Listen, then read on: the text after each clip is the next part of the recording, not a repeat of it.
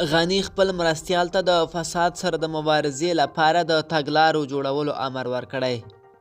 د افغانستان د ولسمشر محمد اشرف غني امر کړی چې لومړی مرستیال دې له فساد سره د مبارزې تګلاره برابره کړي. د ولسمشر د لومړی مرستیال امرالله صالح دفتر وایي د ولسمشر دغه امر به په جدي ډول تطبیق شي. د افغانستان د ولسمشر د لومړي مرستیال دفتر وایي له فساد سره د مبارزې په برخه کې د ولسمشر د دستور د تطبیقولو لپاره به له هرې ممکنې لارې هڅه وکړي. د ولسمشر د لومړي مرستیال د دفتر د رسنیو او عامه اړیکو مشر رضوان مرادي وایي ښاغلی صالح به د ولسمشر له لوري د ورکړل شوي صلاحیت په بنسټ به د فساد په برخه کې جدي مبارزه وکړي. نوموړي د شنبې په ورځ ازادي راډیو ته وویل فساد چې په هر ډول وي د منلو نه دی. هغه زیاته کړه د افغانستان ولسمشر په دریو برخو کې لومړی مرستیال ته د صلاحیت ورکړی چې له امنیتي بنسټونو او اړونده وزارتونو سره په ګډه په ولسوالیو او ولایتونو کې امنیتي پلانونو باندې له سوره غور وشي، نوې تګلاره جوړه شي او له فساد سره مبارزه وشي.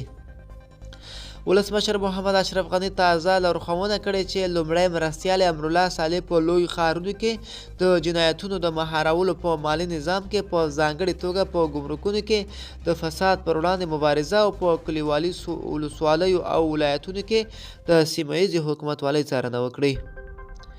د ولسمشر لومړی مرستیال امرالله صالح د جمعې په ورځ په خپله فیسبوک پاڼه لیکلي و چې د ولسمشر د مستقیمې لارښوونې په بنسټ به د شنبې له ورځې په دې برخه کې خپل کار پیل کړي.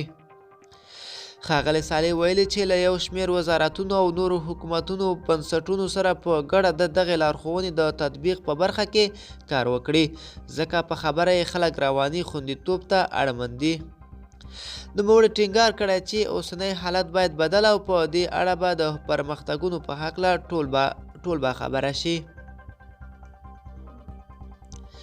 خو له ادارې فساد سره د مبارزې ادارې پخوانی مشر سید حسین فخري او اوسنی سیاسي حالاتو ته په اشارې وایي ممکن د ولسمشر دغه امر د شعار تر حده پاتې شي.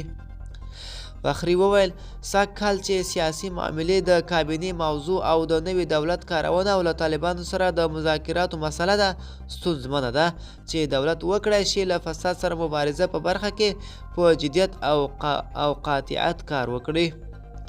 د افغانستان په ښارونو کې په ځانګړي ډول په کابل کې جنایي فعالیتونه په ولسوالیو او ولایتونو کې د ښې حکومتولۍ نشتون په دولتي ادارو کې د فساد موجودیت تل د دغه هیواد حکومت په ملي او نړیواله کچه له نیوکو سره مخ کړی ده. د یادونې ده چې په دې وروستیو کې ولسمشر محمد اشرف غني د فساد او د کورنیو عوایدو د حیف او میل کولو په تور د مالیې وزارت د 68 تنو لوړپوړو او ټیټ پوړو په مامورینو کې ممنوع الخروج حکم ورکړی دی. ملګرو دا وه زموږ چمتو شوی ویډیو. د لا ښکلو ویډیوګانو لپاره زموږ چینل سبسکرایب او تر بلې ویډیو ښه وخت زموږ ځواک ټي وي چینل در سره سبسکرایب کړئ.